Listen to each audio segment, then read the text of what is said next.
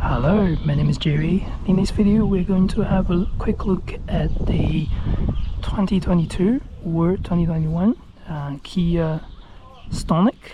This particular vehicle is the EX trim in New Zealand. It drives the same as the LX trim, which is powered by a 1.4 litre petrol engine. So this is how the vehicle looks like.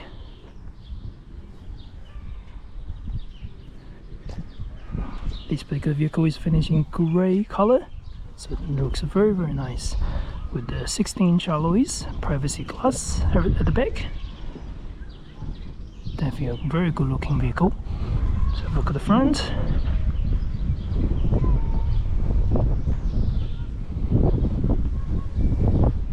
So the Stonic itself is a crossover, so it's a smaller size on the Kia lineup.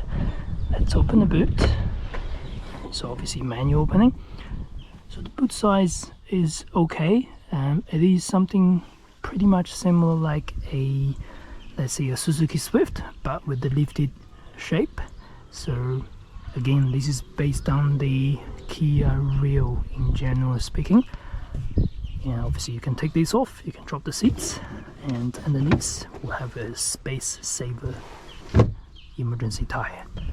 Drop it down. Let's go to the rear seats. So material is cloth on the 1.4 litre, on the EX and LX. This is how the boot, the rear space looks like. Roughly about 178 centimeters or 5'8", I believe. And this is on the smaller size. Obviously, as you can see, my knees literally touching the seats at my sitting position at the front. Footroom is okay. Space overall is okay. I'll be okay to be happy to go a small road trip, not too long though. There's no armrest in the center on this particular spec. There is a charging port. There's no center air vents, back air vents I will say, but it is a smaller vehicle, so your air vents should be able to blow to the back easily. So yeah, this is how the back looks like. Again, you are able to drop the seats, by the way, to completely nearly flat. And because being the EX model, you have keyless entry and keyless start. So this is how the vehicle key looks like. Lock and then unlock. And for the boot release, simply press this button, the vehicle locks. Press this button, the vehicle unlocks itself. And manual adjustments on the driver side, obviously on the passenger side as well. Adjust up, adjust for the back, and slide underneath. There is unfortunately no lumbar support. I just literally took the car for a short drive. I do find the lumbar support is lacking on this particular trim, but it does vary. So you're obviously encouraged to try the car yourself. Jump inside the vehicle. It's a nice typical Kia design. You get a small digital display in the center that shows your speedo, your trip code, odometer, all those things. And you get all the buttons on the side. So adaptive cruise control, lane keep assist, your volume control, plus a phone call connection. Gear selector is very easy. Again, typical Kia fashion. USB ports plus 12-volt socket, air vents, air conditioning for the manual adjustments, and a 8-inch touch screen. So let's switch on the vehicle.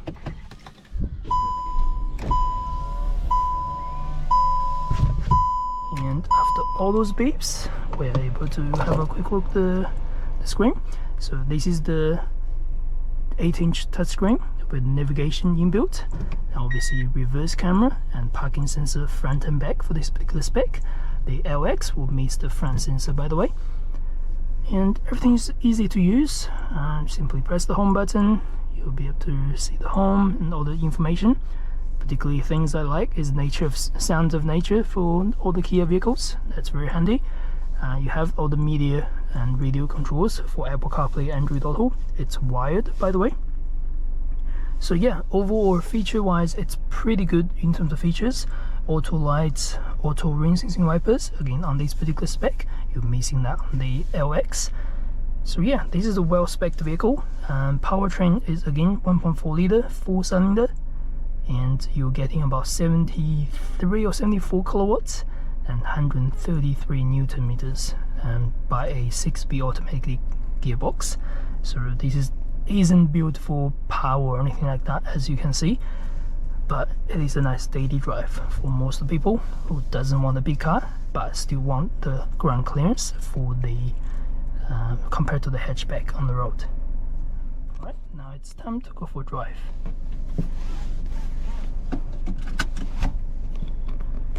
By the way, if you're enjoying the content, please consider subscribe to the channel. I'll do more videos like this for different vehicles, new cars, used cars, and leave a like below. If you have any questions, please give a comment below as well.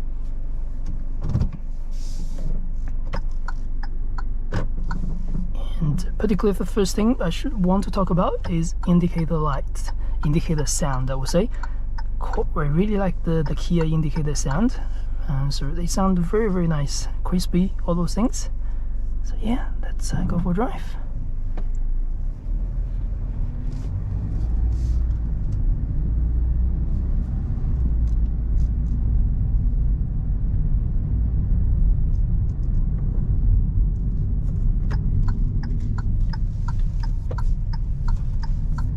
In terms of other safety features, this vehicle will have all those safety features as you can imagine. The blind spot detection, the rear traffic cross alert, plus the pre-collision warning, emergency braking, and adaptive cruise control, lane departure warning, lane keep assist, steering assist on motorway. So it is very well spec'd compared to the LX. But if you don't worry about the smart cruise control, if you're not worried about blind spot detection, obviously you can get the base model. So that will still have a decent amount of features for daily drive. It's not as how do you say, as well spec'd as the EX again. But drive-wise, no difference. Space-wise, no difference. Alright, let's talk about the driving. So on the driving, it's very smooth overall. The 6-speed auto is easy to handle. Only thing you will notice is just when you pick up from, let's say, take off from zero, from standstill, the vehicle does feel it's struggling to go into the second gear. For some reason, it's not as smooth as I would wish or I would like. The transition between the first and second gear could be better, by my opinion. Again, I'm not saying the car is awful. It just, you have to get used to it pretty much. Some cars do this better, some cars do the other things better.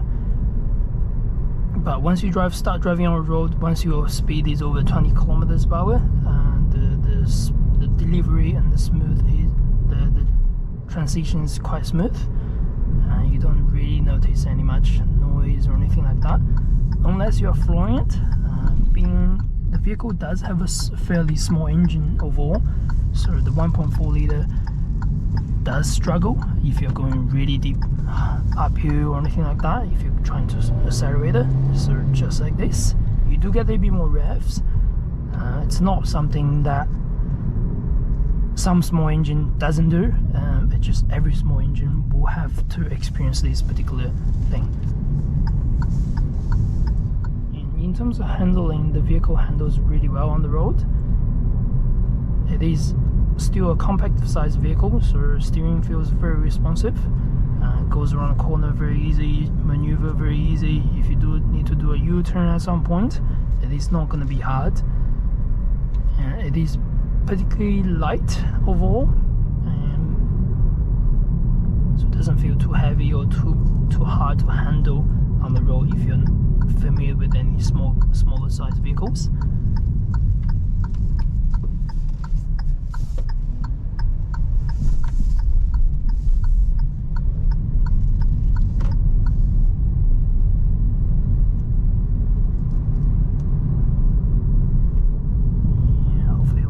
Accelerate to 100 over here, or 80 rather.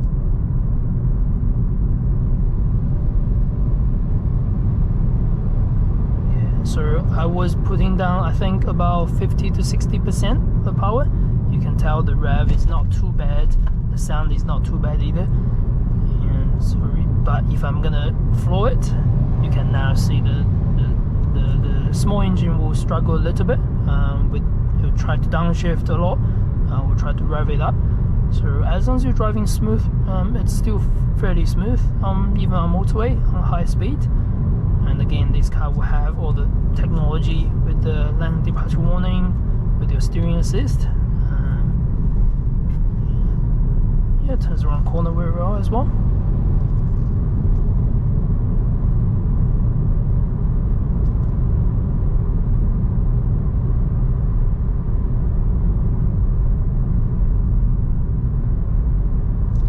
Road noise is okay. I do get a lot of tire noise, but the road condition over here, which in the particular area I'm test driving, it is a little bit rough overall anyway. So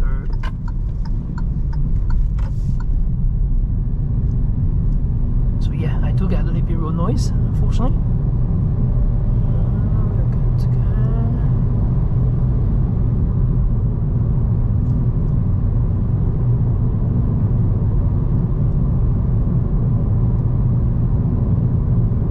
Noise is not a big issue. The vehicle feels quite small. I do get most of the noise from the road, from the tire, and I guess in the video you will be able to pick up as well. But again, this is very rural area in New Zealand. The road is definitely rough compared to what normally people will drive. That's why there's no traffic. There's barely any traffic.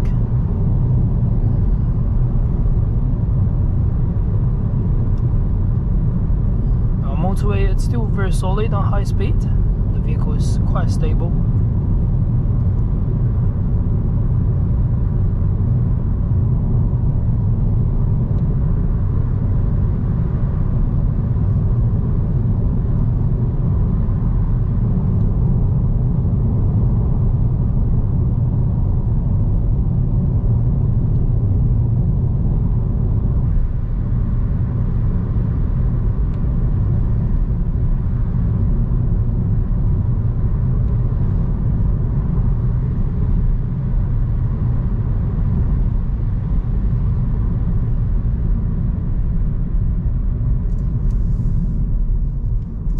Personally, I think another attractive thing for the Stonic is its pricing.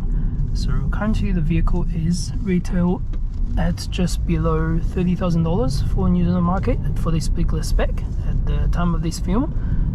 And that's good price for what we get in New Zealand market compared to a lot of competitors. And overall the vehicle does its job, so it serves the purpose very well for sure.